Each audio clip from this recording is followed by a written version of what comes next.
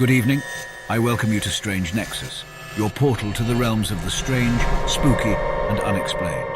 On tonight's episode, I bring to you the story of a group of girlfriends enjoying some good old Halloween spirit, when a prank call to a mysterious number goes a bit too far.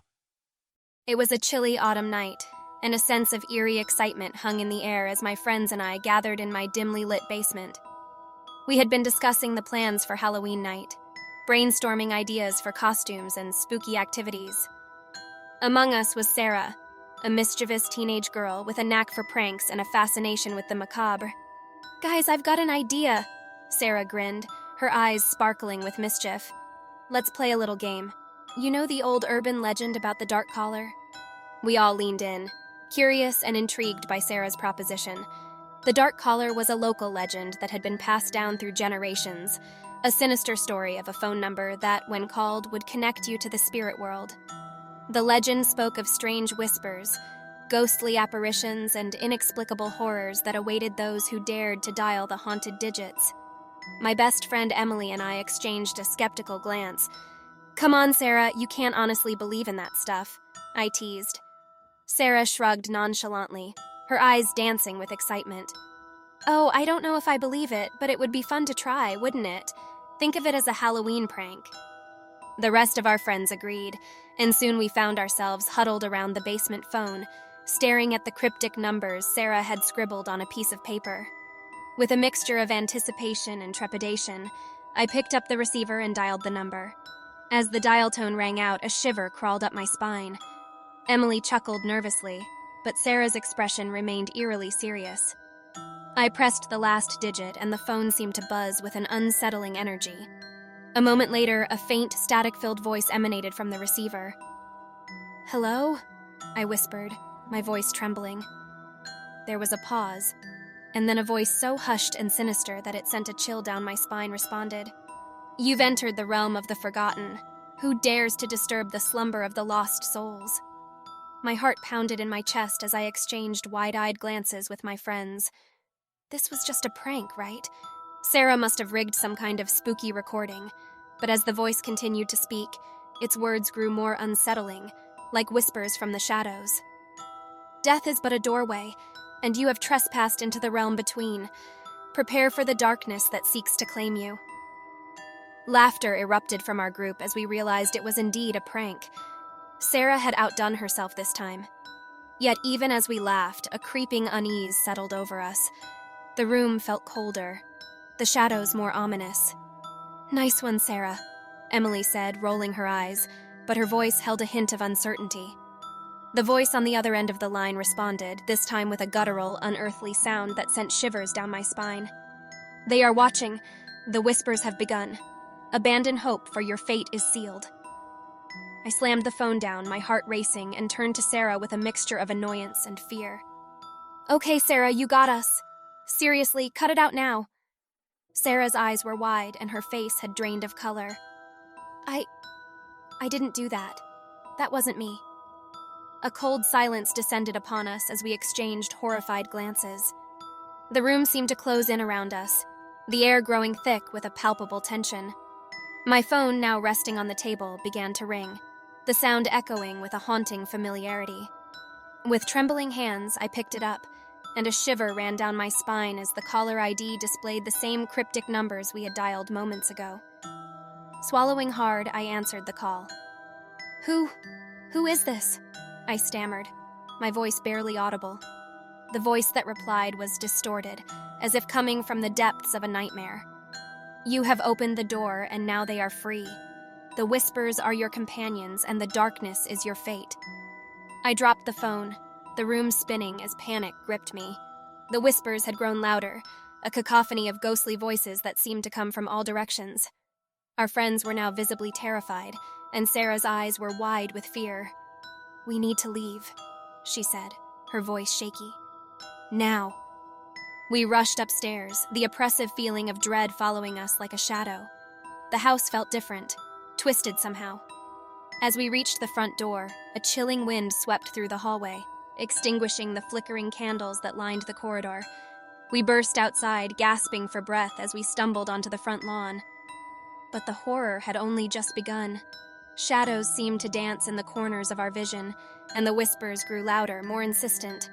Emily screamed as a figure emerged from the darkness, its features obscured by the shifting shadows. "Get away from us!" I shouted, my voice trembling. The figure stepped closer, and the moonlight revealed its face. Twisted, contorted, a grotesque visage of pain and suffering.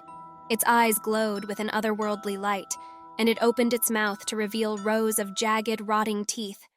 The whispers became a symphony of terror, drowning out all rational thought. We turned and ran, our hearts pounding, our screams mingling with the cacophony of whispers that seemed to follow us. The world around us twisted and distorted, and every corner turned was met with new horrors. We stumbled into a dense thicket, breathless and disoriented. "We need to break the connection," Sarah panted, her voice urgent. "Destroy the phone!" With trembling hands, I pulled the phone from my pocket and hurled it against a tree with all my strength. The device shattered, its screen cracking in a spiderweb pattern. For a moment, the whispers seemed to falter, as if weakened by the destruction of their conduit. The woods fell silent, and we caught our breath, exchanging bewildered glances. The figures and shadows had disappeared, and the air no longer carried the weight of malevolence. As the first light of dawn began to filter through the trees, we emerged from the thicket and stumbled back to my house, exhausted and shaken. Days turned into weeks, and the memory of that terrifying night haunted us like a ghost. We tried to convince ourselves that it had all been a shared hallucination, a result of our overactive imaginations. But the shattered phone remained a grim reminder that something had happened, something inexplicable and malevolent. To this day, the memory of the dark caller lingers, a chilling reminder that some doors should never be opened, and some secrets are best left buried in the shadows. The whispers may have faded, but their haunting presence lingers, a reminder that the line between our world and the unknown is thinner than we could ever imagine.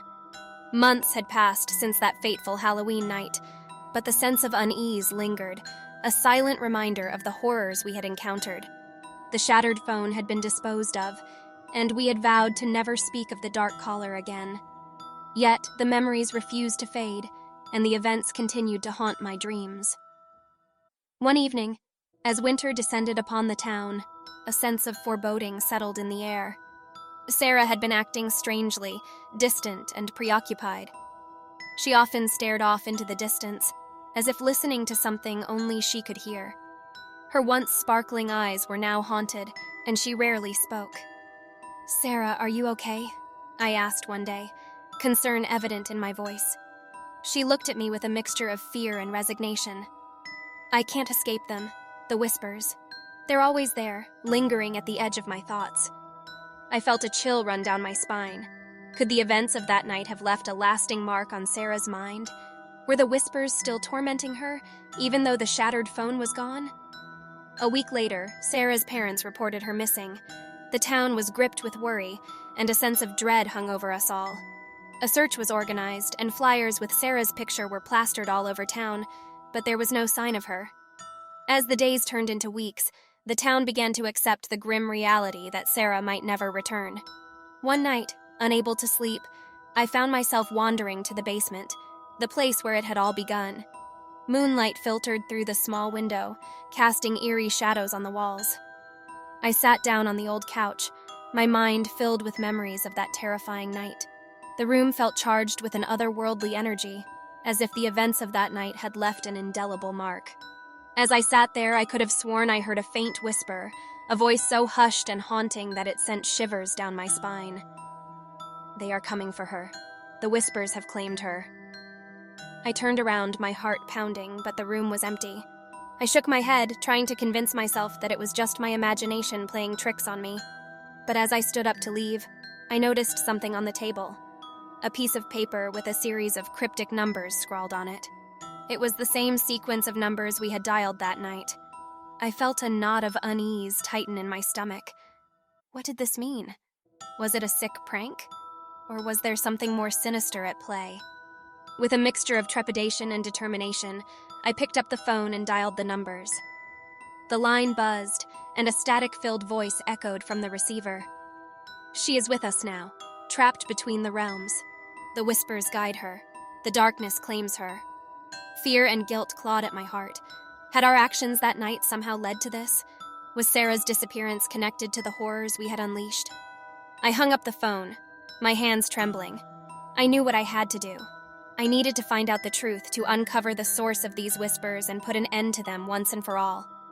Armed with determination, I began to delve into the history of the Dark Caller, seeking answers that had long been buried in the town's dark past. As I uncovered old tales and forgotten legends, a chilling pattern began to emerge. The Dark Caller had existed for generations, a conduit between our world and the realm of the spirits. It was said that those who used the number would be forever haunted by the whispers, until they were claimed by the darkness themselves. With each revelation, the pieces of the puzzle fell into place. I realized that we had not just stumbled upon a prank that night. We had encountered a force far older and more malevolent than we could have imagined. And now, Sarah was its latest victim. Determined to rescue her, I delved deeper into the supernatural lore, seeking a way to break the hold of the whispers and free Sarah from their grasp. But the more I learned, the more I understood the gravity of the situation. The realm between was a place of shifting shadows and tortured souls, and to enter it meant to risk becoming lost within its depths. As winter turned to spring, my search intensified. I scoured old books, sought out local legends, and consulted with those who claimed to have knowledge of the supernatural. With each step, the whispers grew stronger, a constant presence in the back of my mind. One night, as I sat in my room, poring over ancient texts, the whispers suddenly grew louder, a cacophony of voices that seemed to come from all directions. "She calls to you. She is lost in the darkness. Save her." I slammed the book shut, my heart racing. The whispers were guiding me, urging me to take action. I knew what I had to do. Armed with newfound knowledge, I set out to confront the forces that had ensnared Sarah. The night was thick with fog as I made my way to the edge of the woods, the place where we had encountered the grotesque figure on that fateful night. The air was heavy with an otherworldly energy, and the whispers seemed to surround me, urging me forward. As I ventured deeper into the woods, I found myself in a clearing, the moonlight casting an eerie glow on the scene before me. The air was filled with a chilling presence, and at the center of the clearing stood Sarah, her eyes vacant, her body swaying as if in a trance. "Sarah!" I called out, my voice trembling. She turned towards me, her gaze empty and distant. "The whispers, they have always been here. They showed me the truth, the darkness that lies beyond." I stepped closer, my heart aching for my friend. "Sarah, I'm here to help you. We can break free from this. We can escape the whispers." A gust of wind rustled the leaves, and the shadows seemed to dance around us. The whispers grew louder, a symphony of voices that echoed through the clearing. "She is ours. She belongs to the darkness." With a surge of determination, I reached into my pocket and pulled out the piece of paper with the cryptic numbers. Holding it up, I chanted the words I had uncovered from the ancient texts, words of power and protection that were said to banish spirits and break curses. The air seemed to crackle with energy as the words left my lips. The whispers faltered, their voices growing weaker. Sarah's vacant expression shifted, and a glimmer of recognition returned to her eyes. She stumbled towards me, as if emerging from a fog. "Sarah, focus on my voice. Remember who you are," I urged, my voice filled with desperation. Tears welled in her eyes, and a flicker of recognition passed through her gaze.